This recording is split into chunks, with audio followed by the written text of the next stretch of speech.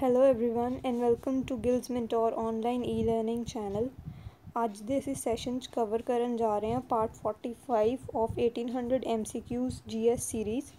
The topic for today is history with special reference to freedom struggle। ਇਹ series ਤੁਹਾਡੇ ਆਉਣ ਵਾਲੇ ਸਭ Punjab state level exams for example PPSC PSCB patwari high court et cetera ਲਈ ਬਹੁਤ ਲਾਭਦਾਇਕ ਰਹੇਗੀ। ਅਜਿਹੀਆਂ ਹੋਰ ਇੰਪੋਰਟੈਂਟ ਵੀਡੀਓਜ਼ ਨੂੰ ਮਿਸ ਨਾ ਕਰਨ ਲਈ ਅਤੇ ਟਾਈਮਲੀ ਨੋਟੀਫਿਕੇਸ਼ਨਸ ਨੂੰ ਗ੍ਰੈਬ ਕਰਨ ਲਈ ਪਲੀਜ਼ ਇਸ ਚੈਨਲ ਨੂੰ ਸਬਸਕ੍ਰਾਈਬ ਕਰਨਾ ਅਤੇ ਨਾਲ ਦੀ ਨਾਲ ਬੈਲ ਆਈਕਨ ਪ੍ਰੈਸ ਕਰਨਾ ਨਾ ਭੁੱਲਣਾ। Let's begin with the series. Question number 1 to 25 ਜੋ ਨੇ ਉਹ ਇਸ ਤੋਂ ਪਿਛਲੀ ਸੀਰੀਜ਼ 'ਚ ਕਵਰ ਹੋ ਚੁੱਕੇ ਨੇ। So we will continue with question number 26। The question says where did Aurangzeb die, कि औरंगज़ेब की मौत किस जगह पर हुई। Option 1 is Ahmednagar, option 2 is Aurangabad, option 3 is Allahabad, option 4 is Lahore. Correct answer here is option number 2 Aurangabad. इसनूं होर एक्सप्लेन करदियां होइयां कि औरंगज़ेब जो कि मुगल एम्पायर दा लास्ट सब तो ग्रेट रूलर सी, उन्हें अपनी ज़िंदगी दे आखिरी साल औरंगाबाद च बिताए in the Deccan area and he died in 1707 at Khuldabad near Aurangabad. And इसे जगह ते एक छोटा मोन्यूमेंट भी बनाया गया है। Next question says when was the first train steamed off in India, कि इंडिया सब तो पहला ट्रेनस कदों आईयां। Option 1 is 1848, option 2 is 1853, option 3 is 1875, option 4 is 1880। Correct answer here is option number 2 इसनूं होर एक्सप्लेन करदियां होइयां इंडिया विच रेलवे इंट्रोड्यूस करन वालियां सब तो पहलियां कंपनीज सीगियां Great Indian Peninsular Railway and East Indian railway company. ते इन्हां ने इंडिया च रेलवे लाइनस नूं बनाउण तो पहलां एक एक्सपैरीमेंट कंडक्ट किया रेलवे लाइनस दा ही बॉम्बे एंड कैलकटा च। इस तो बाद जो पहली ट्रेन इंडिया च चली ਉਹ ਚੱਲੀ December 22 1851 'ਚ ਅਤੇ ਉਸ ਤੋਂ 1.5 ਕੁ ਸਾਲ ਬਾਅਦ on April 16 1853 first passenger train service was inaugurated between Bori Bunder in Bombay and Thane. And ਜਿਹੜੀ ਇਹ ਫਸਟ ਪੈਸੇਂਜਰ ਟ੍ਰੇਨ ਸੀਗੀ ਇਹ 34 ਕਿਲੋਮੀਟਰਸ ਦਾ ਡਿਸਟੈਂਸ ਕਵਰ ਕਰਦੀ ਸੀ ਅਤੇ it was held by 3 locomotives Sahib Sindh and Sultan. Next question says which one of the following libraries has the largest collection of manuscripts of historical value, कि historical value ਦੇ ਸਭ ਤੋਂ ਜ਼ਿਆਦਾ manuscript ਕਿਹੜੀ ਲਾइब्रेरी ਇਹਨਾਂ ਚਾਰਾਂ ਵਿੱਚੋਂ ਕਿਹੜੀ ਲਾइब्रेरी 'ਚ ਹੈ। Option 1 is Khuda Bakhsh Oriental Public Library, option 2 is Thanjavur Maharaja Serfoji Saraswati Mahal Library, option 3 is Asiatic Society Library, option 4 is Rampur Raza Library. Correct answer here is option 1 Khuda Bakhsh Oriental Public Library. इसनूं होर एक्सप्लेन करदियां होइयां कि जो एक खुदा बख्श ओरिएंटल लाइब्रेरी है ਇਹ ਪਬਲਿਕ ਵਾਸਤੇ 1891 'ਚ ਖੁੱਲ੍ਹੀ ਸੀ ਥਰੂ ਖਾਨ ਬਹਾਦਰ ਖੁਦਾ ਬਖਸ਼ ਅਤੇ ਇਹਨਾਂ ਕੋਲ 4000 ਮੈਨੂਸਕ੍ਰਿਪਟਸ ਦੀ ਕਲੈਕਸ਼ਨ ਸੀ। ਇਹਨਾਂ 4000 ਵਿੱਚੋਂ 1400 ਜੋ ਮੈਨੂਸਕ੍ਰਿਪਟ ਸੀ ਇਹਨਾਂ ਨੇ ਆਪਣੇ ਫਾਦਰ ਤੋਂ ਲਿੱਤੀ ਸੀ ਮੌਲਵੀ ਮੁਹੰਮਦ ਬਖਸ਼। ਅਤੇ ਇਹ ਜਿਹੜੀ ਲਾइब्रेरी ਹੈ it is an autonomous organisation ਕਿ ਇਹ ਆਪਣੇ ਆਪ ਹੀ ਚੱਲਦੀ ਹੈ ਅੰਡਰ ਗਵਰਨਮੈਂਟ ਆਫ ਇੰਡੀਆ। ਅਤੇ ਇਹਦੇ ਇਸ ਲਾइब्रेरी 'ਚ ਬਹੁਤ ਰੇਅਰ ਕਲੈਕਸ਼ਨ ਹੈ ਪਰਸ਼ੀਅਨ ਅਤੇ ਅਰੇਬਿਕ ਮੈਨੂਸਕ੍ਰਿਪਟਸ ਦੀ and paintings also during the Mughal and Rajput eras. Next question says in which of the following systems of land settlement adopted by the English did provide more protection to the interests of farmers, ਕਿ ਜਦੋਂ English ਨੇ land ਰਿਫੋਰਮਸ ਬਣਾਏ ਇਹਨਾਂ ਚਾਰਾਂ ਵਿੱਚੋਂ ਕਿਹੜੇ ਰਿਫੋਰਮਸ ਸੀਗੇ ਜੋ ਫਾਰਮਰਸ ਦੀ ਫੇਵਰ 'ਚ ਜ਼ਿਆਦਾ ਸੀ। Option 1 is permanent settlement of Bengal, option 2 is Rotwari settlement of Madras, option 3 is zamindari settlement of central states, option 4 is Malgujari betterment of United States। correct answer is option number 2 Rotwari settlement of Madras।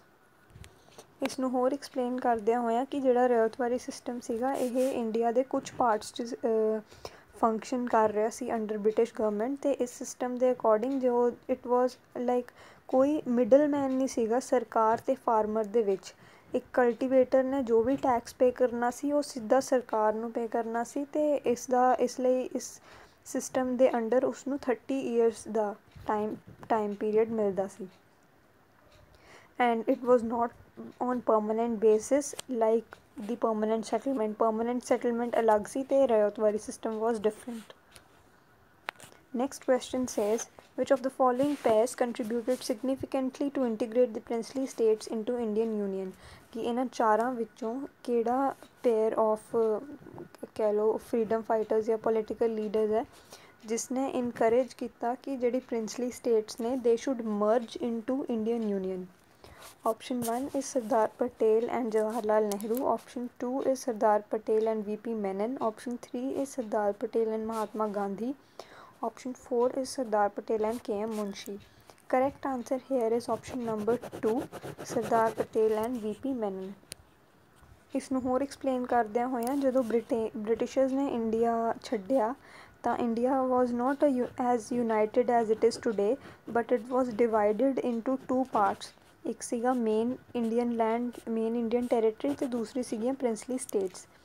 ਅਤੇ as soon as the Britishers left the country, Sardar Vallabh Bhai Patel and VP Menon very tactfully ਉਹਨਾਂ ਨੇ ਜਿਹੜੇ rulers ਸੀਗੇ ਉਹਨਾਂ ਨੂੰ convince ਕੀਤਾ, ਅਤੇ ਇਹਨਾਂ ਦੇ ਕਨਵਿੰਸ ਕਰਨ ਤੋਂ ਬਾਅਦ ਬਹੁਤ ਸਾਰੀਆਂ ਜਿਹੜੀਆਂ ਪ੍ਰਿੰਸਲੀ ਸਟੇਟ ਸੀਗੀਆਂ ਉਹ ਉਹਨਾਂ ਨੇ ਇਮੀਡੀਏਟਲੀ ਇੰਡੀਆ ਨੂੰ ਜੁਆਇਨ ਕਰ ਲਿਆ, ਇੰਡੀਆ ਦੇ ਮੇਨਲੈਂਡ ਨੂੰ ਜੁਆਇਨ ਕਰ ਲਿਆ। Next question says, when was the first telegraph line started in India? India 'ਚ ਫਸਟ ਟੈਲੀਗ੍ਰਾਫ ਲਾਈਨ ਕਦੋਂ ਸਟਾਰਟ ਹੋਈ? Option 1 is 1851, option 2 is 1875, option 3 is 1884, option 4 is 1900. Correct answer here is option number 1, 1851. ਇਸ ਨੂੰ ਹੋਰ explain ਕਰਦਿਆਂ ਹੋਇਆਂ ਕਿ 1850 'ਚ ਸਭ ਤੋਂ ਪਹਿਲੀ ਐਕਸਪੈਰੀਮੈਂਟਲ ਇਲੈਕਟ੍ਰਿਕ ਟੈਲੀਗ੍ਰਾਫ ਲਾਈਨ ਆਈ ਸੀਗੀ ਕੋਲਕਾਤਾ ਐਂਡ ਡਾਇਮੰਡ ਹਾਰਬਰ ਦੇ ਵਿੱਚ, ਅਤੇ 1851 'ਚ ਕੀ ਹੋਇਆ ਫਾਈਨਲੀ ਟੈਲੀਗ੍ਰਾਫ ਸਿਸਟਮ ਇੰਡੀਆ 'ਚ ਲਾਂਚ ਹੋਇਆ, ਅਤੇ ਕਰਦੇ 6400 ਕਿਲੋਮੀਟਰਸ ਦੀ ਟੈਲੀਗ੍ਰਾਫ ਲਾਈਨ ਬਣੀ ਜਿਸ ਨੇ ਕੈਲਕਟਾ, ਪੇਸ਼ਾਵਰ, ਆਗਰਾ, ਬੰਬੇ, ਸਿੰਧਵਾ, ਚੇਨਈ ਅਤੇ ਔਕਟਾਮਾਉਂਡ ਐਂਡ ਬੈਂਗਲੌਰ ਨੂੰ ਆਪਸ 'ਚ ਕਨੈਕਟ ਕੀਤਾ ਅਪ ਟੂ ਨਵੰਬਰ 1853 ਤੱਕ। ਵਿਲੀਅਮ ਸਲੋਗਨੇਸੇ ਜੋ ਸੀਗੇ ਇਹਨਾਂ ਨੇ ਟੈਲੀਗ੍ਰਾਫ ਦਾ ਕੌਨਸੈਪਟ ਇੰਡੀਆ 'ਚ ਲੈ ਕੇ ਆਏ, ਅਤੇ ਇਹ ਬੇਸਿਕਲੀ PWD ਡਿਪਾਰਟਮੈਂਟ ਦੇ ਸੀਗੇ, ਅਤੇ ਆਪਣੇ ਟਾਈਮ 'ਚ ਇਹਨਾਂ ਨੇ ਟੈਲੀਕੋਮ 'ਚ ਬਹੁਤ ਬੂਸਟ ਲਿਆਂਦਾ ਇੰਡੀਆ 'ਚ। ਨੈਕਸਟ ਕੁਐਸਚਨ ਸੇਜ਼, ਦ ਹੋਮ ਰੂਲ ਲੀਗ ਵਾਜ਼ ਸਟਾਰਟਡ ਬਾਏ? ਕਿ ਜਿਹੜੀ ਹੋਮ ਰੂਲ ਲੀਗ ਸੀਗੀ ਉਹ ਕਿਸ ਨੇ ਸਟਾਰਟ ਕੀਤੀ? Option 1 is Mahatma Gandhi, option 2 is Bal Gangadhar Tilak, option 3 is Jawahar Lal Nehru, option 4 is Rajinder Prasad. Correct answer here is option number 2, Bal Gangadhar Tilak. ਇਸ ਨੂੰ ਹੋਰ ਐਕਸਪਲੇਨ ਕਰਦਿਆਂ ਹੋਇਆਂ ਕਿ ਫਸਟ ਵਰਲਡ ਵਾਰ ਤੋਂ ਬਾਅਦ ਹੋਮ ਰੂਲ ਲੀਗ ਜੋ ਸੀ ਇਹ ਬਹੁਤ ਪੋਪੂਲਰ ਹੋਈ। ਇਹਦਾ ਕੌਨਸੈਪਟ, ਇਹਦਾ ਏਮ ਕੀ ਸੀਗਾ ਕਿ ਆਪਣਿਆਂ ਨੂੰ, ਆਪਣੇ ਕੰਟਰੀ ਦੇ ਲੋਕਾਂ ਨੂੰ ਆਪਣੇ ਕੰਟਰੀ ਦੇ ਹੀ ਲੋਕ ਗਵਰਨ ਕਰਨ, ਕੋਈ ਬਾਹਰੋਂ ਆ ਕੇ ਉਹਨਾਂ ਉੱਤੇ ਰਾਜ ਨਾ ਕਰੇ। ਅਤੇ ਇਹ ਕੌਨਸੈਪਟ ਬਹੁਤ ਸਾਰੀਆਂ ਕੰਟਰੀਜ਼ 'ਚ ਪੋਪੂਲਰ ਹੋਇਆ ਜਿੱਦਾਂ ਕਿ Australia, Canada, South Africa and New Zealand and Newfoundland at the time of First World War. ਅਤੇ ਇਸ ਕੌਨਸੈਪਟ ਨੂੰ ਇੰਡੀਆ 'ਚ ਬਾਲ ਗੰਗਾਧਰ ਤਿਲਕ ਅਤੇ ਐਨੀ ਬੈਸੈਂਟ ਨੇ ਬਹੁਤ ਇਨਕਰੇਜ ਕੀਤਾ। ਹੋਮ ਰੂਲ ਮੂਵਮੈਂਟ ਨੂੰ ਸੈਲਫ ਗਵਰਨਮੈਂਟ ਵੀ ਕਿਹਾ ਜਾਂਦਾ, ਅਤੇ ਬਟ ਇਸ ਹੋਮ ਰੂਲ ਮੂਵਮੈਂਟ ਦੀ ਫਾਊਂਡੇਸ਼ਨ ਜੋ ਹੈ ਸਾਡੀ ਕੰਟਰੀ 'ਚ ਹੁਣ ਸਭ ਤੋਂ ਪਹਿਲਾਂ ਪੂਨੇ 'ਚ ਰੱਖੀ ਗਈ through Bal Gangadhar Tilak. Next question says, when did the British government start ruling in the India directly? ਕਿ ਬ੍ਰਿਟਿਸ਼ ਗਵਰਨਮੈਂਟ ਦਾ ਡਾਇਰੈਕਟ ਕੰਟਰੋਲ ਇੰਡੀਆ 'ਤੇ ਕਦੋਂ ਸਟਾਰਟ ਹੋਇਆ? Option 1 is after the battle of Plassey, option 2 is after the battle of Panipat, option 3 is after the war of Mysore, option 4 is after Sepoy mutiny. Correct answer here is option 1, after the battle of Plassey. ਇਸ ਨੂੰ ਹੋਰ explain ਕਰਦਿਆਂ ਹੋਇਆਂ ਕਿ ਜੋ India ਸੀਗਾ ਉਹ British ਦੇ ਡਾਇਰੈਕਟ ਕੰਟਰੋਲ 'ਚ ਇੱਕਦਮ ਨਹੀਂ ਆ ਗਿਆ, ਇਟ ਹੈਪਨਡ ਇਨ ਫੇਜ਼ਿਸ। ਜਿਹੜੇ ਫਸਟ ਵੇਵ ਸੀਗੀ 1757 to 1766, ਇਸ ਵੇਵ 'ਚ ਬੰਗਾਲ, ਬਿਹਾਰ ਅਤੇ north west area, north up to Bay of Bengal Britishers ਦੇ ਅੰਡਰ ਆ ਗਿਆ।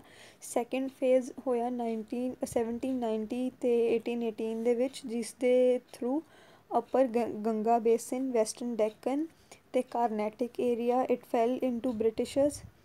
And after the Battle of Plassey, almost half of the country was under the direct British control. Next question says, when did the Hunter Commission appointed by Viceroy probe? I repeat, what did the Hunter Commission appointed by Viceroy probe? कि ਜਿਹੜਾ Hunter Commission ਸੀਗਾ ਉਹਦਾ ਕੀ ਉਸਨੇ ਕੀ provoke ਕੀਤਾ? Option 1 is Bardoli Satyagraha, Option 2 is Khilafat agitation, Option 3 is Jallianwala Bagh tragedy, Option 4 is Chaura Chauri incident. Correct answer here is option number 3, Jallianwala Bagh tragedy. Hunter Commission जो सी it was a result of Jallianwala Bagh massacre, कि इस Jallianwala Bagh incident ਨੂੰ basically ਉਸਦੀ investigation ਕਰਨ ਵਾਸਤੇ ਕਿ disturbance ਕਿੱਥੋਂ ਸ਼ੁਰੂ ਹੋਈ, ਕਿਉਂ ਸ਼ੁਰੂ ਹੋਈ, ਕੌਣ ਇਸ ਡਿਸਟਰਬੈਂਸ ਦੇ ਪਿੱਛੇ ਸੀ, ਇਸ ਚੀਜ਼ ਨੂੰ ਥੋਰਲੀ ਸਟੱਡੀ ਕਰਨ ਵਾਸਤੇ ਹੰਟਰ ਕਮਿਸ਼ਨ ਵਾਜ਼ ਇਸਟੈਬਲਿਸ਼ਡ ਅਤੇ ਇਸ ਨੂੰ ਡਿਸਆਰਡਰਸ ਇਨਕੁਆਇਰੀ ਕਮੇਟੀ ਵੀ ਕਿਹਾ ਜਾਂਦਾ ਹੈ। Next question says, who was the chairman of the Union Powers Committee of the Constituent Assembly of India? कि यूनियन पावर कमेटी ਜਿਹੜੀ ਸੀ ਕੌਂਸਟੀਟਿਊਐਂਟ ਅਸੈਂਬਲੀ ਇੰਡੀਅਨ ਕੌਂਸਟੀਟਿਊਐਂਟ ਅਸੈਂਬਲੀ ਦੀ, ਉਹਦੇ ਚੇਅਰਮੈਨ ਕੌਣ ਸੀ? Option 1 is Sardar Vallabhbhai Patel, Option 2 is Dr. B.R. Ambedkar, Option 3 is Sir Alladi Krishnaswamy Iyer, Option 4 is Pandit Jawaharlal Nehru. Correct answer here is option number 4, Pandit Jawaharlal Nehru. ਇਸ ਨੂੰ ਹੋਰ explain ਕਰਦਿਆਂ ਹੋਇਆਂ ਕਿ 14 ਅਗਸਤ 1947 ਨੂੰ ਇੱਕ meeting ਰੱਖੀ ਗਈ ਕਿ ਕੌਂਸਟੀਟਿਊਐਂਟ ਅਸੈਂਬਲੀ ਦੇ ਅੰਡਰ ਹੋਰ ਕਮੇਟੀਜ਼ ਫਾਰਮ ਕਰਨ ਵਾਸਤੇ, ਅਤੇ ਇਹਨਾਂ ਕਮੇਟੀਜ਼ ਵਿੱਚੋਂ ਹੋਰ ਕਮੇਟੀਜ਼ ਸੀਗੀਆਂ ਜਿੱਦਾਂ ਕਿ fundamental rights committee, union powers committee and union constitution committee.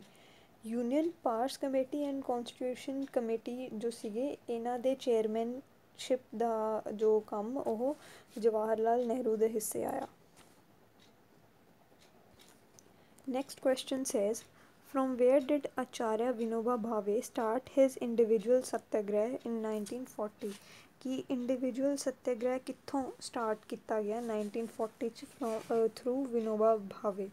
Option 1 is Nanded in Gujarat, Option 2 is Pavnar in Maharashtra, Option 3 is Adyar in Tamil Nadu, Option 4 is Gantar in Andhra Pradesh. Correct answer here is option number 2, Pavnar in Maharashtra. Individual satyagraha insist ਕਰਨ ਵਾਸਤੇ Gandhi ji specially went to Pavnar to meet Vinoba Bhave in 1940. ਇਸ ਕਰਕੇ individual satyagraha ਦੀ ਸ਼ੁਰੂਆਤ ਵਿਨੋਬਾ ਭਾਵੇ ਨੇ ਕੀਤੀ 1940 from Pavnar, Gujarat. Next question says, which British Governor General introduced postage stamp in India? ਕਿ ਕਿਹੜੇ ਗਵਰਨਰ ਜਨਰਲ ਦੇ ਅੰਡਰ ਇੰਡੀਆ ਵਿੱਚ ਪੋਸਟੇਜ ਸਟੈਂਪ ਲਾਂਚ ਹੋਈ? Option 1 is Lord Dalhousie, Option 2 is Lord Auckland, Option 3 is Lord Canning, Option 4 is Lord William Bentinck. Correct answer here is option number 1, Lord Dalhousie. ਇਸ ਨੂੰ ਹੋਰ explain ਕਰਦਿਆਂ ਹੋਇਆ, ਹਾਲਾਂਕਿ Indian post offices ਜੋ ਸੀਗੇ ਉਹ 1837 'ਚ ਆਲਰੇਡੀ ਬਣ ਚੁੱਕੇ ਸੀ, ਪਰ ਏਸ਼ੀਆ ਦੀ ਸਭ ਤੋਂ ਪਹਿਲਾਂ ਫਸਟ ਅਧੈਸਿਵ ਸਟੈਂਪ ਜਿਹੜੀ ਸੀ also known as Scinde Dawk was introduced in 1852 by Sir Bartle Frere, a British East India Company's administrator of the province of Sindh.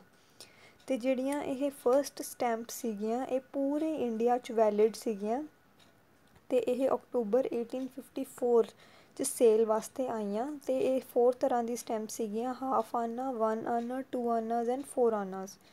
ਅਤੇ ਇਹਨਾਂ ਦਾ ਪਰਪਸ ਕੀ ਸੀ ਕਿ ਜੋ ਵੀ ਮੇਲ ਇੰਡੀਆ ਦੇ ਅੰਡਰ ਸਰਕੂਲੇਟ ਹੋ ਰਹੀ ਹੈ ਇਹ ਐਫੀਸ਼ੈਂਟਲੀ ਹੋਏ ਅਤੇ ਇਹ within the jurisdiction of East India company ਜੋ ਹੈ ਇਹ ਮੇਲ ਸਰਕੂਲੇਟ ਹੋਵੇ। Next question says, the first telegraph line between Calcutta and Agra was opened in? कि ਕੈਲਕਟਾ ਐਂਡ ਆਗਰਾ ਵਾਸਤੇ ਜਿਹੜੀ ਟੈਲੀਗ੍ਰਾਫ ਲਾਈਨ ਸੀਗੀ, ਫਸਟ ਟੈਲੀਗ੍ਰਾਫ ਲਾਈਨ ਉਹ ਕਦੋਂ ਓਪਨ ਹੋਈ?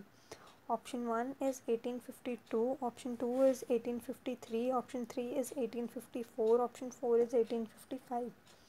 Correct answer here is option number 2, 1853.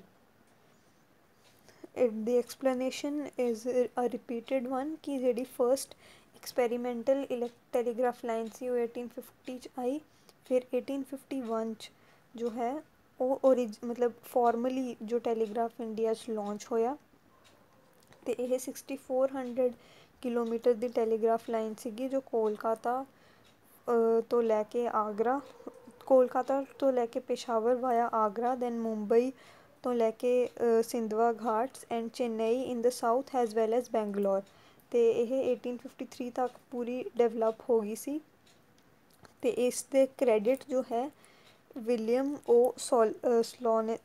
ਸ਼ੋਨੈਸੀ ਨੂੰ ਜਾਂਦਾ who was in PWD department back then. Next question says the original name of Swami Dayanand Saraswati was कि Swami Dayanand Saraswati the original name Ki C? Option 1 is Abhishankar, option 2 is Gauri Shankar, option 3 is Daya Shankar, option 4 is Mulla Shankar. Correct answer here is option number 4, Mulla Shankar.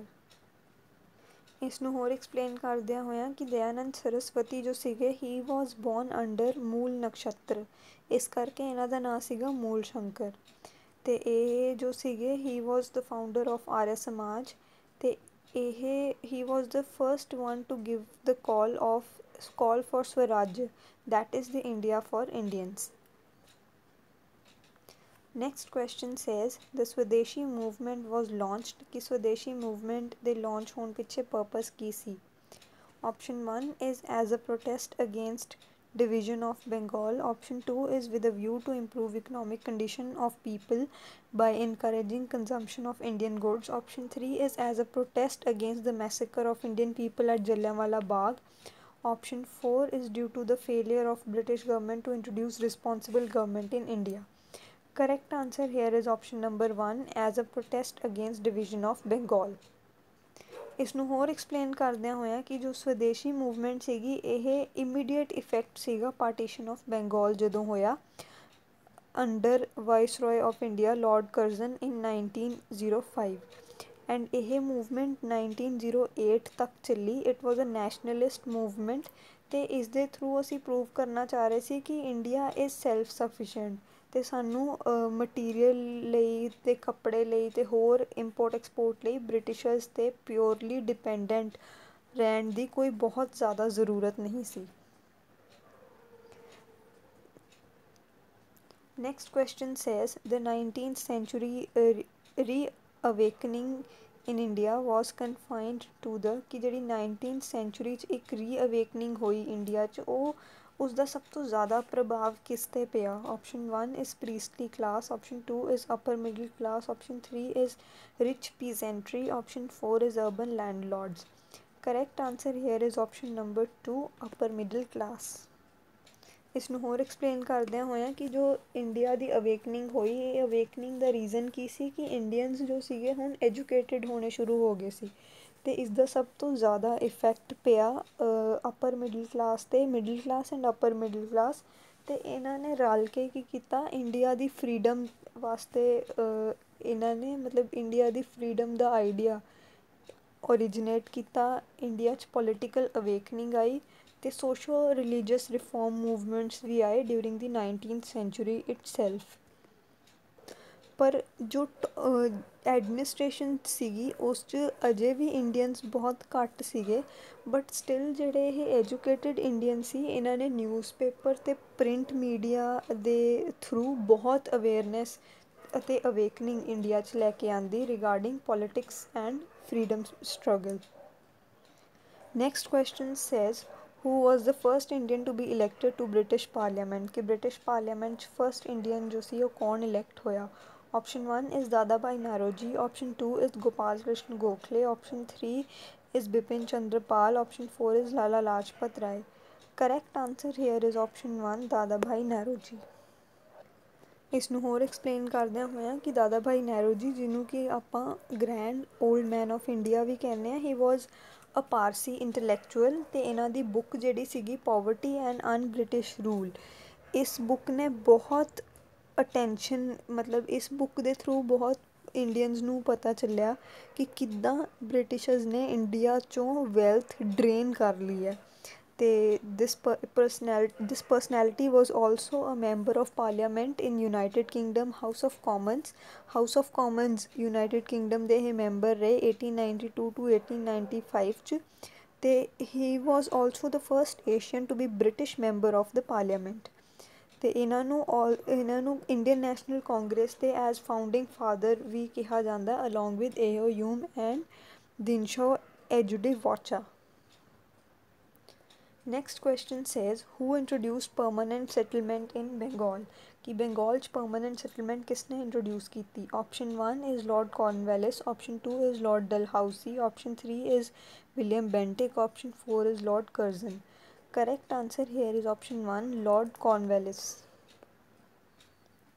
Next इसनू होर explain करदਿਆਂ ਹੋਇਆ permanent settlement was an agreement between East India Company and Bengali landlords to fixed revenue to be raised from land with far-reaching consequences of both agricultural methods and productivity in the entire empire and political realities of the Indian countryside कि permanent settlement जो सीगा ਇਹ एक agreement सी politicians East India Company and Bengal ਦੇ landlords ਵਿੱਚ ਅਤੇ ਇਸ ਸੈਟਲਮੈਂਟ ਦੇ ਅੰਦਰ ਮਤਲਬ ਹਰੇਕ ਚੀਜ਼ ਕਵਰ ਹੋ ਰਹੀ ਸੀਗੀ ਲੈਂਡ ਉਸ ਤੋਂ ਬਾਅਦ ਜੋ ਵੈਦਰ ਕੰਡੀਸ਼ਨਸ ਇੱਕ ਫਾਰਮਰ ਫੇਸ ਕਰੇਗਾ ਅਤੇ ਪੋਲੀਟਿਕਸ ਵੀ political realities ਵੀ it was concluded in 1793 by company administration headed by Charles Earl Cornwallis ਅਤੇ ਇਹ ਜਿਹੜੀ ਸੀਗੀ ਇਹ ਸੈਟਲਮੈਂਟ ਇਹ 1793 'ਚ conclude ਕੀਤੀ अर्ल कॉर्नवालिस ने it formed one part of the larger body of legislation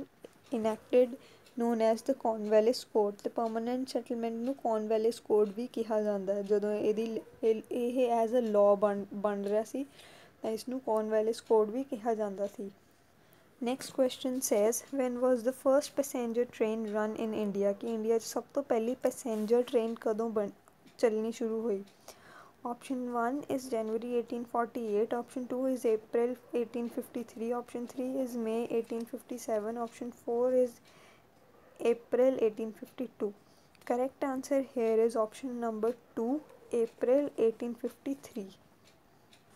ਇਸਨੂੰ ਹੋਰ ਐਕਸਪਲੇਨ ਕਰਦਿਆਂ ਹੋਇਆਂ ਕਿ ਇੰਡੀਆ 'ਚ ਜਿਹੜੀ ਸਭ ਤੋਂ ਪਹਿਲਾਂ ਆਪਰੇਸ਼ਨਲ ਟ੍ਰੇਨ ਮਤਲਬ ਇੱਕ ਟ੍ਰੇਨ ਆਈ ਪੈਸੇਂਜਰ ਤਾਂ ਨਹੀਂ ਬਟ ਇੱਕ ਟ੍ਰੇਨ ਜਿਹੜੀ ਆਈ ਇਟ ਕੇਮ ਇਨ 1851 ਅਤੇ ਉਸ ਤੋਂ ਬਾਅਦ ਫਸਟ ਪੈਸੇਂਜਰ ਟ੍ਰੇਨ ਜੋ ਇੰਡੀਆ 'ਚ ਲਾਂਚ ਹੋਈ ਉਹ ਹੋਈ April 1853 'ਚ ਅਤੇ ਇਹ ਲਾਈਨ ਸੀਗੀ ਬੋਰੀਬੰਦਰ ਇਨ ਬੋਂਬੇ ਟੂ ਥਾਣੇ ਅਤੇ ਇਹ 34 ਕਿਲੋਮੀਟਰਸ ਡਿਸਟੈਂਸ ਕਵਰ ਕਰਦੀ ਸੀ ਅਤੇ ਇਹ ਇਸ ਲਾਈਨ ਤੋਂ ਬਾਅਦ ਇੱਕ ਹੋਰ ਜਿਹੜੀ ਹੈ ਨਾਰਥ ਇੰਡੀਆ ਦੀ ਫਸਟ ਪੈਸੇਂਜਰ ਲਾਈਨ ਸਟਾਰਟ ਹੋਈ between Allahabad and Kanpur on March 3, 1859.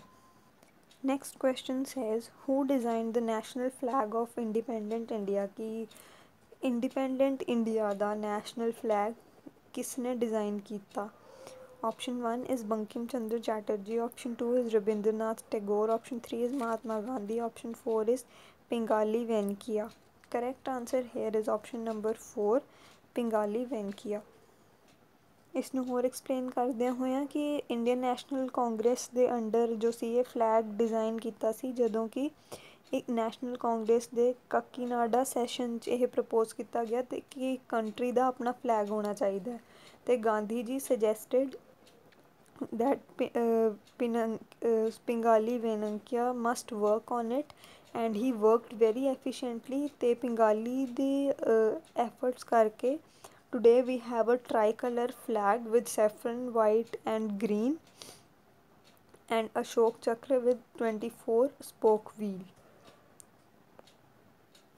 Next question says which of the following European colonizers did not have a settlement on eastern coast of India ਕਿ ਇੰਡੀਆ ਦੇ East side 'ਤੇ ਜਿਹੜਾ cost ਸੀਗਾ ਉਸ 'ਚ ਇਹਨਾਂ ਚਾਰਾਂ ਵਿੱਚੋਂ ਕਿਹੜੇ ਫੋਰਨਰਸ ਦੀ ਕੋਈ ਸੈਟਲਮੈਂਟ ਹੀ ਨਹੀਂ ਸੀ। Option 1 is French, option 2 is Portuguese, option 3 is Dutch, option 4 is Danish. Correct answer here is option number 4 Danish.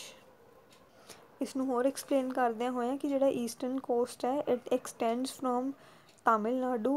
from south Tamil Nadu to West Bengal in the north, Tamil Nadu in the south to West Bengal in the north ਜਦੋਂ ਆਪਾਂ ਗੱਲ ਕਰਦੇ ਹਾਂ ਤਾਂ ਇਹ ਜੋ ਅਤੇ up to Bay of Bengal ਇਹ ਆਪਣਾ ਈਸਟ ਕੋਸਟ ਹੈ ਅਤੇ ਇਸ 'ਤੇ ਜੋ ਹੈ ਡੈਨਿਸ਼ ਕੰਟਰੀਜ਼ ਦੇ ਸੋਲਜਰਸ ਸੀਗੇ ਜਾਂ ਡੈਨਿਸ਼ ਇਨਵੇਡਰ ਸੀਗੇ ਦੇ ਵਰ ਲੀਸਟ ਸਕਸੈਸਫੁਲ ਆਫ ਆਲ, ਕਿਉਂਕਿ ਉਹਨਾਂ ਦੀ ਮੈਨ ਪਾਵਰ ਬਹੁਤ ਵੀਕ ਸੀਗੀ ਅਤੇ ਉਹ ਜਿਹੜੇ ਹੋਰ ਟਰੇਡਰ ਸੀਗੇ that is Portuguese, Dutch and English ਉਹਨਾਂ ਦਾ ਮੁਕਾਬਲਾ ਹੀ ਨਹੀਂ ਕਰ ਪਾਏ। ਇਸ ਕਰਕੇ ਡੈਨਿਸ਼ ਵਰ quite ਅਨਸਕਸੈਸਫੁਲ while entering the Indian ਸਬਕॉन्टिनेंट। Next question says, in which session of the Indian National Congress the tricolor flag was unfurled for the first time? कि केड़े session च जो tricolor flag है it was first unfurled? Option 1 is Calcutta session 1920. Option 2 is annual session of Congress at Nagpur 1920. Option 3 is Lahore Congress session 1929. Option 4 is Haripura Congress Conference 1938. Correct answer here is option number 3, Lahore Congress 1929. ਇਸ ਨੂੰ ਹੋਰ explain ਕਰਦਿਆਂ ਹੋਇਆਂ ਕਿ December 31, 1929 Lahore session 'ਚ ਜੋ ਸੀ ਜਵਾਹਰ ਲਾਲ ਨਹਿਰੂ ਨੇ ਇੱਕ ਕਾਂਗਰਸ ਦੇ ਸੈਸ਼ਨ ਨੂੰ ਵਾਈਂਡ ਅਪ ਕਰਦੇ ਹੋਏ ਇੱਕ ਸਪੀਚ ਦਿੱਤੀ ਅਤੇ ਜਿਸ ਤੋਂ ਬਾਅਦ ਸਾਡਾ ਜੋ ਹੈ ਟਰਾਈ ਕਲਰ ਫਲੈਗ ਲਹਿਰਾਇਆ ਗਿਆ। So it was in 1929 at Lahore session that our tricolor was first unfurled. Next question says, which among the following regulations made English as a medium of education compulsory in government aided schools and colleges? कि इन्हां चारां regulations चों केड़ी regulation है जिस दे through English medium education जो सी compulsory करती सीगी specially ਉਹ schools ਜੋ ਗਵਰਨਮੈਂਟ ਏਡਡ ਨੇ। Option 1 is Pitt's India Act 1784. Option 2 is Educational Dispatch 1854. Option 3 is Macaulay Minute 1835. Option 4 is Regulating Act 1773. Correct answer here is option number 3, Macaulay Minute 1835.